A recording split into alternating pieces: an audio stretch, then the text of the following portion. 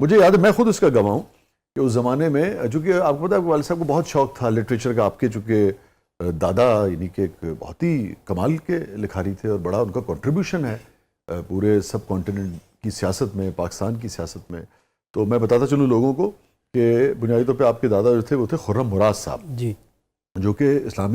جو کہ جماعت کے نائب امیر تھے اور اس وقت بنگلہ دیش کے امیر تھے. جی جی، جب یعنی کہ فال آف زمانے میں فال آف ڈھاکہ میں، تو اتنی اہم پوزیشن پہ تو اس کے باوجود آپ دیکھیے کہ سیاست بھی تھی مگر اس کے ساتھ ساتھ کتنا کنٹریبیوشن تھا ان کا کہ لکھنے پڑھنے کا کام جو ہے انہوں نے کبھی روکا نہیں. جی، تو وہ آپ کے والد صاحب جو تھے ان کو بھی بہت اس کا شوق تھا. تو کبھی کبھار ہم جاتے تھے تو گھنٹوں جسے کہتے ہیں نشست ہوتی تھی.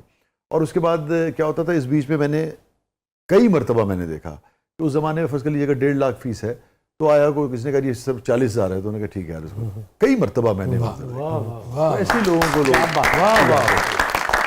آئی ہوپ کہ آپ بھی ایسے کرتے ہوں گے. کوشش کرتے ہیں. دیکھیں ان کا تو یہ تھا کہ کوئی بھی اگر اسٹوڈنٹ آ جائے اور میرٹ اس کے پاس ہے لیکن وسائل نہیں ہے تو وہ کہتے ہیں میں اس کی فیس دوں گا. اور آپ یقین کریں ایسے بھی اسٹوڈنٹس نکلے جنہوں نے کہا کہ یہ مہینے کا اسٹائپنڈ بھی ہمیں دے رہے تھے اور ہمارے رہنے کا خرچہ بھی یہ برداشت کر رہے تھے. نہیں تو ان کے پوچھنے کا مقصد یہ ہے کہ کیا آپ بھی 40,000 روپے لے لیتے ہیں یا آپ کہتے ہیں نہیں فیس پوری دو؟ دیکھیں ایک چیز جو ہے وہ ہمارے 5 سال پہلے تقریباً 40% طلبہ جو ہے اسکالرشپ پہ پڑھتے تھے، آج 60% پڑھ رہے ہیں.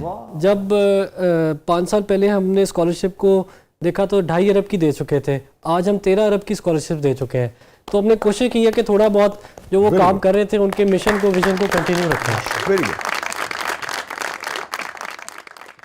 اچھا ابراہیم صاحب یہ فرمائیے کہ ہمارے یہاں 2.5 کروڑ سے زیادہ بچہ جو ہے وہ اسکول سے باہر ہے نا، اسکولز نہیں جا پاتا ہے. اور اس کے بعد دنیا میں تو اس کا کانسیپٹ ہی نہیں رہا. صرف ڈیولپڈ کنٹریز نہیں، جو ڈیولپنگ کنٹریز بھی ہیں ان کیا بھی ہم دیکھتے ہیں کہ لٹریسی ریٹ سری لنکا کو اگر آپ دیکھ لیں تو 99% سے زیادہ ہے. تو یہ بتائیے، میں آپ سے اگلے مرحلے میں پوچھوں گا کہ اس کے اثرات کیا ہوں گے، بچیوں کی جو ایجوکیشن ہے اس کا ریشو ہمارے ہاں کیا ہے، دنیا میں کیا ہے، اور مختلف جو ریجنز ہیں ان میں کیا ہے. مگر میں آپ سے یہ پوچھوں گا، آپ کیبنٹ کا بھی حصہ رہے، گورنمنٹ کا بھی حصہ رہے، کہ یہ 2.5 کروڑ بچہ 5 سال کے بعد، 7 سال کے بعد، 8 سال کے بعد جب اس ملک میں کہ سسٹم میں آئے گا اور اس کے پاس نہ ہنر ہوگا نہ تعلیم ہوگی تو کیا اس کے اثرات آئیں گے؟ بنیادی طور پہ تو اس میں یہ بات ہے کہ جو گورنمنٹ کا ایکسپینڈیچر ہے وہ جس مقدار میں ہونا چاہیے، جو اس کی percentage of G D P ہونا چاہیے وہ نہیں ہے. اب انڈیا تقریباً 2.6 تک اپنی اسپینڈنگ کو لے گئے اور 4% تک لوگ لے کے جا رہے ہیں. ہم ابھی بھی تقریباً 1.5% پہ ہیں. اور اس 1.5% میں سے بھی وہ گھوسٹ سکولز اور یہ اور وہ الگ مسئلہ ہے. جی یہ اتنا بڑا مسئلہ ہے. آپ دیکھیں کہ تقریباً 30% سکولز میں باؤنڈری وال نہیں ہے، رات کو ادھر کتے گھوڑے یہ سب داخل ہو جاتے ہیں. 30% 40% سکول ہیں جدھر لائٹ نہیں ہے، تو ادھر جو ہے پنکھا نہیں ہے، کوئی روشنی نہیں ہے. اور اس کے ساتھ ساتھ تقریباً 30 سے 40% سکولز ہیں جدھر باتھ روم نہیں ہے. تو اس طرح کے حالات ہیں تعلیم کے ہمارے پاکستان میں. بڑی بدقسمتی کی بات ہے. اور اس طرح آپ نے سری لنکا کی مثال دی تو بنگلہ دیش اور انڈیا میں بھی آؤٹ آف سکول کڈز کا بہت بڑا مسئلہ تھا، لیکن وہ پچھلے 10 15 20 سال میں یونیورسل ایجوکیشن کی طرف آ گئے کہ اب تقریباً 100% طلبہ جو ہیں وہ ادھر سکولز کے اندر رجسٹرڈ ہیں. ہم ابھی بھی 34% جو ہے آبادی کو سکولوں سے باہر رکھا ہوا ہے. اور اس میں جو ہے وہ بہت سیریس اٹینشن چاہیے اور پولیٹیکل اس میں کمیونٹی کو بھی چاہیے کہ اس میں آئے آگے بڑھے. ہمیں اپنے کریکلم کو بھی امپروو کرنے کی ضرورت ہے. یہ جو ہمارا ایجوکیشن کا بجٹ ہے 1.5 یا 1.6% ہمارے جی ڈی پی کا جتنا بھی ہے، ایمانداری سے بتائیے آپ کا تجربہ اور آپ کا مشاہدہ اور آپ سسٹم میں بھی رہے، کیا کہتا ہے کہ فرض کر لیجیے یہ بنتا ہے 10 ارب روپے، اس میں سے کتنا لگتا ہے؟ یہ بھی تو ایک سوال ہے نا کہ 1.6 تو صرف سینکشن ہو رہا ہے نا، 1.6 تو ہم کہہ رہے ہیں، اس میں سے لگ کتنا رہا ہے؟ لگنے کا تو یہ دیکھیں کہ پنجاب کا جس طرح بجٹ ہے تقریباً 2.5 ٹریلین کا، اس میں سے 70% جو ہے وہ کرنٹ ایکسپینڈیچر ہے، جو سمجھو آپریشنل ایکسپینسز ہے. اس کا جو 70% ہے وہ ہے آپ کی پیز اور سیلریز. اس کا جو 70% ہے وہ آپ کی اسکول ایجوکیشن ڈپارٹمنٹ کی تنخواہیں ہیں. تو آپ دیکھیں کہ اس طرح تو میجورٹی آپ کا بجٹ ایجوکیشن میں جا رہا ہے، لیکن وہ جو اسکول کے ٹیچرز ہیں وہ وہی ہیں جو کہ سیاستدانوں کے پولنگ ایجنٹ بنتے ہیں. یہ وہی ہیں اسکول جدھر وہ پولنگ اسٹیشن اسٹیبلش ہوتے ہیں. سیاست جو ہے نا اس نے تعلیم کا ایک تو بیڑا غرق کیا ہے. اور شروع میں تو ایسا سمجھا جاتا تھا کہ اسکول اگر کہیں بن جائے تو وہ سمجھتے تھے کہ یہ ہمارے خلاف کوئی سازش ہو گئی ہے. کہ اب ادھر لوگوں کو شعور آ جائے گا اور یہ ہمیں ووٹ نہیں دیں گے, ہم ان کو بیوقوف نہیں بنا سکیں گے مستقبل میں. اور وہ کہتے تھے بدلے میں 7 والے کے جو حلقہ ہے اس کی جو یوسی ادھر بھی ایک اسکول بنا دیں تاکہ یہ کہ ہمارا مقابلہ جو ہے وہ برابر ہے. تو یہ ایک بہت بڑا مسئلہ رہا. پھر یہ کہ جس کو کوئی نوکری نہیں ملتی تھی وہ کہتے تھے اس کو آپ استاد بنا دیں, تو کوالٹی آف ٹیچنگ جو ہے وہ ڈکلائن کر گئی. تو اس طرح آپ دیکھیں پھر کئی دہائیوں میں جو جدھر اب آج حال ہے کہ 34% جو یوتھ ہے وہ ہماری اسکولوں میں نہیں جا رہی, ہماری یونیورسٹیز میں صرف 10% طلباء جاتے ہیں. اچھا, بنگلہ دیش میں 18% ہے, انڈیا میں 28% ہے, یو ایس میں 80% جا رہے ہیں, کوریا میں 100% جا رہے ہیں. تو نہ ہم تعلیم دے پا رہے ہیں, نہ ان کو اسکل دے پا رہے ہیں. جی ہاں, اب آپ دیکھ رہے ہیں جو ہم بات کرتے ہیں کہ بھئی انڈینز جو ہیں یا مختلف ممالک کی جو سی ای اوز ہیں, خاص طور پہ انڈینز کی بات ہوتی ہے, اور ٹھیک ہے جی جو محنت کرے گا وہ آگے جائے گا کہ جی ان کے سی ای اوز جو ہیں بڑی بڑی کمپنیز میں ہیں. اچھا, آپ کے یہاں اگر 10% طلباء جو ہیں وہ صرف جا رہے ہیں ہائر ایجوکیشن میں, اور اس کے اندر بھی آپ کی جو بنیادی ایجوکیشن سسٹم ہے اس میں اتنے فلاز ہیں اور اتنی اس میں گڑبڑیں ہیں اور اتنا ویک سسٹم ہے, تو اس سے کیا آپ پروڈیوس کریں گے جو کہ جا کے دنیا کی بڑی بڑی بلینز آف ڈالرز کی کمپنیز جو ہیں وہ سنبھالیں گے؟ تو آپ کہاں کھڑے ہوں گے فیوچر؟ جی یہی ایک بہت بڑا سوال ہے کہ دیکھیں پاکستان 2047 میں تیسری بڑی ورکنگ ایج پاپولیشن کا ہوسٹ ہوگا. پوری دنیا میں 3rd largest working age population Pakistan کی ہوگی.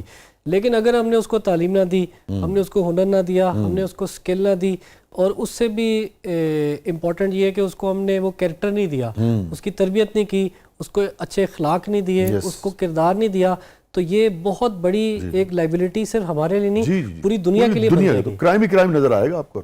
ابراہیم صاحب یہ فرمائیے کہ آؤٹ آف اسکول چلڈرن جو ہے ہمارے ہاں وہ ہے تقریباً 2.5 کروڑ سے زیادہ, ٹھیک ہے. اس کے بعد کتنا ایسا بچہ ہے جو کہ کسی طرح سے اسکولز میں جیسے آپ کی او لیول یا اے لیول یا میٹرک جو ہے اسے وہ پاس کر لیتا ہے, مگر اس کے بعد پھر باوجود خواہش کے وہ کالج نہیں جا پاتا.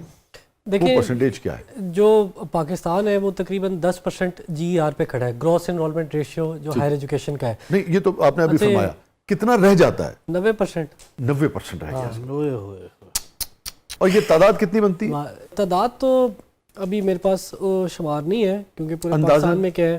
اب دیکھیں جس طرح لاہور میں جو بورڈ ہے تقریباً 2.5 لاکھ لوگ انٹرمیڈیٹ کا ایگزام کلیئر کرتے ہیں, اور اس میں سے صرف اگر 10% یونیورسٹی جا رہے ہیں تو آپ یہ دیکھ لیں کہ صرف لاہور شہر سے تقریباً 2.25 لاکھ یوتھ جو ہے وہ یونیورسٹی کی تعلیم حاصل نہیں کر پاتی.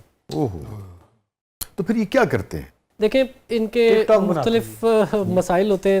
کچھ ایسے ہوتے ہیں بیک گراؤنڈ سے ان کے والدین کہتے ہیں کہ ہم افورڈ نہیں کر سکتے کہ آپ یونیورسٹی جائیں, کہ یونیورسٹی کی ان کے مالی وسائل نہیں ہوتے ان کے پاس اعلیٰ تعلیم حاصل کرنے کے لیے. نمبر 2 یہ ہوتا ہے کہ خاندان میں غربت اتنی ہوتی ہے کہ 70% پاکستان جو ہے وہ 25,000 روپے سے کم پہ زندگی گزارتا ہے.